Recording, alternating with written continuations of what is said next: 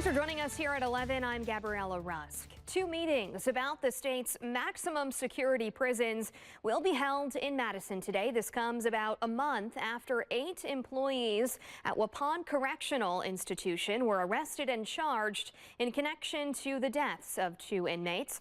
There will be a public hearing about conditions within those prisons. Another meeting will discuss inmate and youth deaths. Current and former correctional staff and family members of inmates are invited to these meetings today. Molly Hayden says that her son Chayton is in prison for violating his probation after serving time for party to a crime. She's planning, though, to attend these meetings to advocate for her son, who she says is in need of medical care. It was literally the worst place he could have ever been brought to out of all prisons. He's not asking to be released from prison. Nobody is saying that. We are saying he just needs care.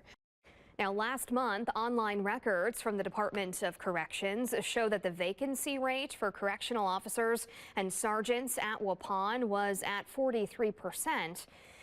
As of yesterday, it's nearing 46%.